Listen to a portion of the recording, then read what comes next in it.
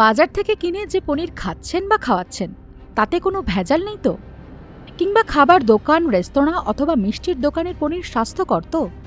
কারণ কম খরচে বেশি লাভের চক্করে বাজারে ক্রমেই থাবা বসাচ্ছে অ্যানালগ বা কৃত্রিম পনির।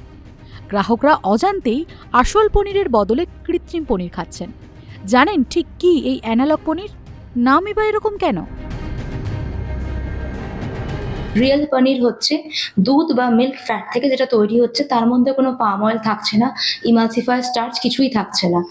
আর এইবার আসি অ্যানালগ পনির বা সিনথেটিক পনির, আপনি যেটা জিজ্ঞেস করলেন, সেটা কিন্তু মানে মিল্ক বা মিল্ক ফ্যাট থেকে তৈরি হচ্ছে না, উল্টে তার মধ্যে থাকছে আনহেলদি ভেজিটেবল অয়েল, যেরকম পাম অয়েল, স্টার্চ, ইমালসিফায়ার, এই সবগুলো থাকছে। কাজে মেইন ইনগ্রিডিয়েন্টটা দুটো সম্পূর্ণ আলাদা।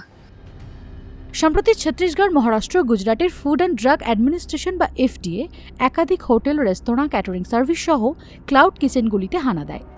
তখন তারা সেখান থেকে প্রচুর পরিমাণে সিনথেটিক বা কৃত্রিম পনির পায়। এরপরই গ্রাহকদের সচেতন করতে এই নিয়ে কেন্দ্রীয় স্বাস্থ্য মন্ত্রকের অন্তর্ভুক্ত খাদ্য সুরক্ষা কর্তৃপক্ষ অর্থাৎ FSSAI সমাজ মাধ্যমে একাধিক বার্তা পোস্ট করেছে। এমনকি এই বিষয়ে সংস্থার পক্ষ থেকে বেশ কয়েকটি হ্যাশট্যাগ দিয়ে সচেতনতা প্রচার চালানো হচ্ছে, আর এতেই চিন্তা বাড়ছে গ্রাহকদের। সবার আগে তো বিষয়টা হচ্ছে কি সব থেকে বেশি লজ্জার, যে আমরা এখানে যেখানে বিদেশের সব দেশ ফুড সেফটিটাকে এত ইম্পর্টেন্স দেয়, কারণ সেটা একটা বাচ্চাদের আর পনিরের মতন এত একটা এসেন্সিয়াল জিনিস যেটা একটা মানে বাচ্চা থেকে শুরু করে সবাই কনজিউম করে, সেখানে অ্যাডাল্টারেশন হচ্ছে, মানে দ্যাট ইজ ফর দ্য মানে as starters it is very shameful. সেখান থেকে আমার মনে হয় মানুষ আজকে ফাঁসাই আমাদের দেশে এত স্ট্রং, তাই না হয়তো এই জিনিসগুলো সামনে আসতে পারে। নয়তো এতদিন ধরে আমরা যে জিনিসগুলো খেয়ে গেছি সেগুলোতে কতটা অ্যাডাল্টারেটেড, কতটা মানে প্রপার ওয়েতে করা, সেটা বিরাট বড় প্রশ্নের। সবার আগে তো আমরা তো সবার আগে বলি যে ট্রাস্টেড জায়গা থেকে নেওয়া। আর তো আপনি যখন রান্না করবেন পনিরে, যেটা সব থেকে প্রবলেম শুরু করে যে আফটার 2 to 3 days ওটা স্মেল করতে শুরু করে, মানে যে অ্যাডাল্টারেটেড পনিরটা এটা মানে একদিন পর পরই স্মেল করতে শুরু করবে, সেটা ফেলে দেওয়া উচিত। অ্যান্ড সেটা সবার আগে বুঝে নেওয়া উচিত যে এটা ন্যাচারালি তৈরি করা নয়। খাঁটি পনির আঙুলে চেপে ধরলে নরমভাবে সহজে ভেঙে গুঁড়ো হয়ে যায়। খাঁটি পনিরে মিষ্টি দুধের সুবাস থাকে এবং রং সামান্য অফ হোয়াইট হয়। পনির কেনার সময় প্যাকেজিং করা থাকলে প্যাকেটটা ভালো করে দেখে নিতে হবে।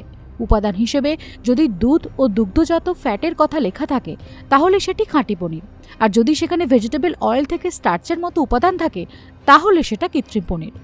নকল পনির রাবারের মতো খেতে লাগে। বাড়িতে কি করে চিনবেন কোনটা খাঁটি ও কোনটা কৃত্রিম পনির? প্রথমে পনির ছোট ছোট কিউবে কেটে নিতে হবে, তারপর জলে ভালো করে ফুটিয়ে নিতে হবে। ঠান্ডা হওয়ার বেশ কিছুক্ষণ পর তাতে কয়েক ফোঁটা আয়োডিন যোগ করতে হবে। পনিরের রং যদি গাঢ় নীল বা বেগুনি হয় তবে বুঝবেন এতে স্টার্চ বা আলুর গুঁড়ো মেশানো আছে, সেটা অ্যানালগ পনির। আর যদি রং পরিবর্তন না হয় তাহলে সেটা খাঁটি পনির। এই যে ওয়েস্ট বেঙ্গলে দুধের গুণমান সেটা কিন্তু আজ অব্দি স্ট্যান্ডার্ডাইজ হয়নি।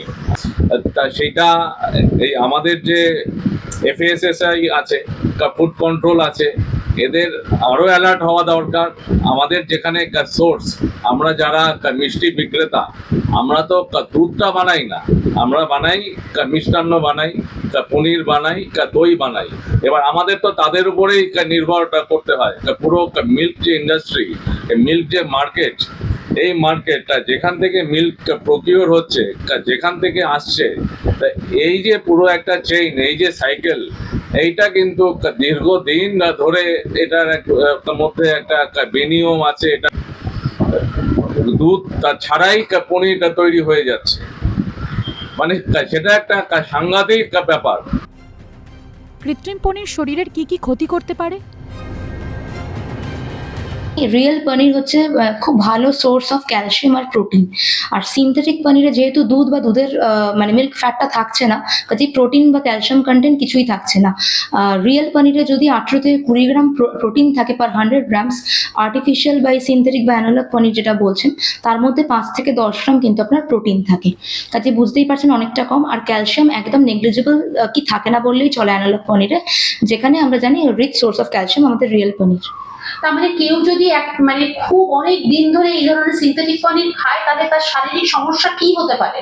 এই সিনথেটিক পনির আমাদের ব্যাড কোলেস্ট্রল বা LDLটাকে বাড়িয়ে দেয়, যার ফলে হার্ট ডিজিজের ঝুঁকি বেড়ে যায় এবং এর মধ্যে থাকে প্রচুর স্টার্চ, ইমালসিফায়ার এইগুলো, যার ফলে ব্লোটিং, পেট ফাঁপা বা পেটের বিভিন্ন সমস্যা হতে পারে।